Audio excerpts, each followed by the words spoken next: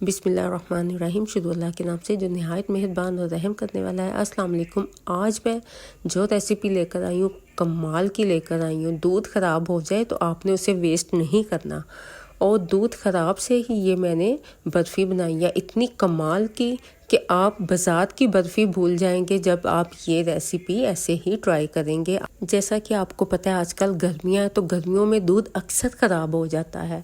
तो अब दूध ख़राब आपने बिल्कुल फेंकना नहीं है, आप ये बर्फ़ी बना लें और ये बहुत ही कमाल की आप चाय के साथ इसे सर्व कर सकते हैं। तो अब ये देख लें 3 किलो दूध था जो कि ख़राब हो गया। तो बिल्कुल भी आपने दिल पे नहीं लेना, क्योंकि दूध आपको पता है गर्मी है तो अक्सर ख़राब हो जाता है। तो अच्छा, इसमें जो पनीर है वो आपने अलहदा कर लेनी है। बॉईल होने के बाद ही ये मतलब कि ऐसे हो गया था, तो मैंने फिर टोकरी में डाल के जो इसमें दूध है वो अलहदा कर लिया, और जो ये पनीर है ये अलहदा कर लेना है आपने।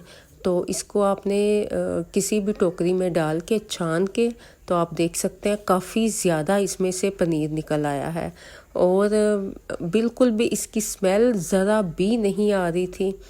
तो आप अगर फ्रेश दूध से भी बनाते हैं तो आप थोड़ा सा उसमें विनीगर ऐड करके, तो इसे ऐसे पनीर की शेप में ला के, तो इसे आप ऐसे ही आप देख सकते हैं ये दूध है, इसको आप वेस्ट कर दें। जो इसमें से पनीर है इसकी आपने बर्फ़ी बनानी है, और बहुत ही कमाल की बनेगी। इसे मैंने 2-3 घंटे के लिए ड्रेन करने के लिए रख दिया था, बिल्कुल ये ड्राई हो गया है।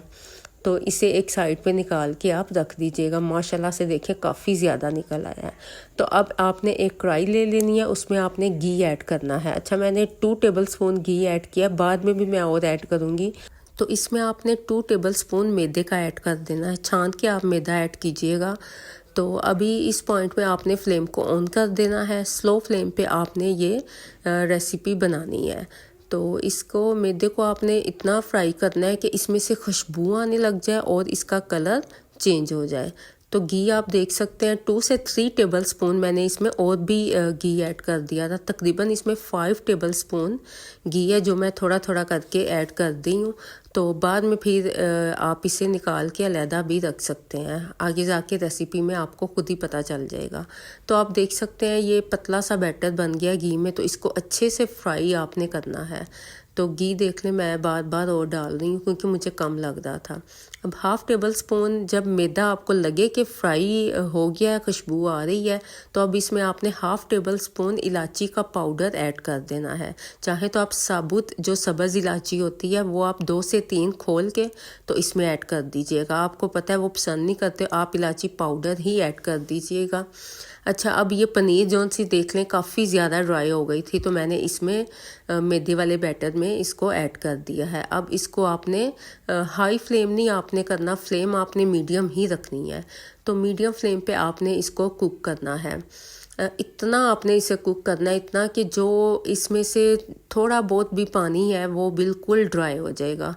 तो ये माशाल्लाह से आप यकीन करें, आप एक दफ़ा मेरे कहने पे ये ज़रूर बनाइएगा। तो अगर मैंने आपको पहले भी कहा है कि दूध ख़राब ना भी हो तो आप उसमें विनीगर ऐड करके, तो उसमें से पनीर निकाल के तो उसकी बर्फ़ी बनाइएगा। आप बाज़ार की जो बहुत बड़ी बड़ी बेकरियों से महंगी मिलती है वो आप लाना भूल जाएंगे आप ये रेसिपी, और माशाल्लाह से काफ़ी ज़्यादा ये बन गई थी। तो आप फ्रिज में एयर टाइट कंटेनर में रख के तो आप इसे काफ़ी दिनों तक खा सकते हैं। अब इस टाइम पे आप देखें बैटर रनी सा हो गया है। 5 to 6 टेबलस्पून मैंने इसमें शुगर ऐड की है। शुगर बिल्कुल भी आप मतलब कि शुगर इसमें मैंने कम ही ऐड की थी, आपकी मर्ज़ी है, आप ज़्यादा भी ऐड कर सकते हैं। ये पूरी मतलब कि चीनी थी, तो आप चाहें तो आप ज़्यादा भी इसमें ऐड कर सकते हैं। तो आप चख लीजिएगा, रनी सा बैटर हो गया है। तो इस टाइम पे आपने इतना कुक करना है, इतना कुक इसे करना है, थोड़ा सा टाइम लगेगा। आप देख सकते हैं ये माशाल्लाह से कितना परफेक्ट सा बन गया है, घी ऊपर इसका रिलीज़ होना स्टार्ट हो गया है। तो बस इसी पॉइंट पे आपने इसको उतार लेना है। देखें घी माशाल्लाह से सारा सेपरेट हो गया है, तो घी आप निकाल के अलहदा भी रख सकते हैं। तो आप किसी भी कोई भी मीठी चीज़ जाए तो उसमें ऐड कर सकते हैं। अब इस टाइम पे आपने जो ड्राई मिल्क होता है वो 4 to 5 टेबलस्पून लास्ट में आपने बिल्कुल ऐड करना है, तो बिल्कुल लास्ट में फ्लेम अभी मैंने हाई नहीं रखी, सॉरी, दम की आंच पे रखी है। तो आप देख सकते हैं बैटर भी काफ़ी हार्ड सा हो गया है। बस ये थोड़ा टाइम इसने लिया था, लेकिन बहुत ही कमाल की ये बर्फ़ी बनी थी। तो ड्राई मिल्क आपने ऐड करने के बाद इसे आपने थोड़ा सा कुक करना है, 2 से 3 मिनट के लिए आपने इसे पकाना है। तो पकाने के बाद आप देख सकते हैं बैटर छोड़ दिया है पेंदे ने।